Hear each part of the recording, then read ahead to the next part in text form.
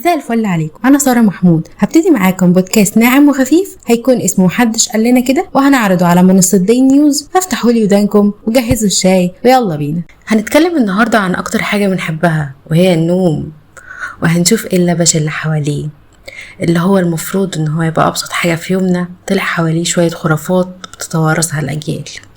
تعالوا نشوف مع بعض 5 خرافات عن النوم عشان نبطل نقول النوم الظالم عبادة واحنا اصلا اللي بنظلم نفسنا. وخليك معايا للاخر عشان اخر خرافة صعبة شوية.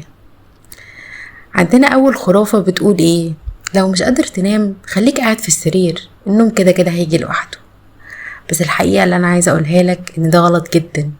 هتلاقي دماغك مع الوقت ربطت السرير بالارق، وده هيخلي السرير حبل افكار افلام هندية مأساوية قبل النوم. الحقيقة اللي انت المفروض تعملها ان لو عدت نص ساعة وانت مش نايم، قوم يا عم غير جو، روح أوضة تانية، اقرا كلمتين في كتاب خفيف او حتى بص في السقف عد النجوم. لكن اوعى تظلم نفسك ابدا وتعمل كده وتفضل قاعد في السرير.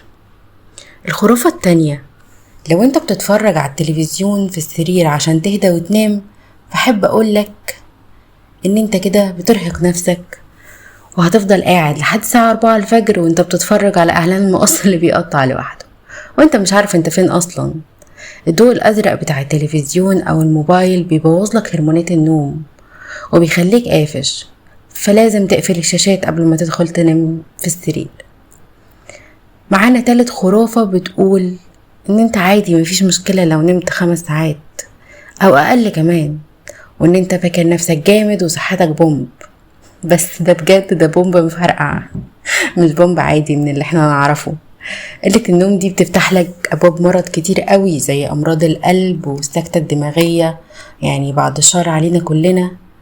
وما تجيش تقولي بقى ميركل وتاتشر كانوا بيناموا قليل. معلش يا حبيبي، ريح جسمك ولازم تنام 7 أو 8 ساعات زي باقي خلق ربنا.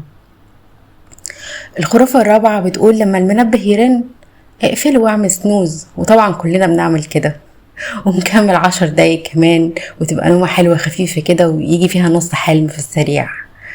بس حلوة ايه يا عم الحاج؟ بجد الدقايق الإضافية دي لا بتنعيشك ولا بتديك نوم عميق، بالعكس انت بتخش في سايكل نوم جديدة ومش بتكملها، وده بيرهق جسمك جدا. ففوق معايا كده، وزي ما بيقول المثل اللي بدري بدري رزقه أخضر أخضر. آخر خرافة بقى وهي اللي بجد محدش كان يتوقعها، وكلنا كنا بنقول ان الشخير ده ده بيدل على ان احنا نومنا نوم عميق وان احنا نايمين كويس بعد تعب واخيرا رجعنا للسرير.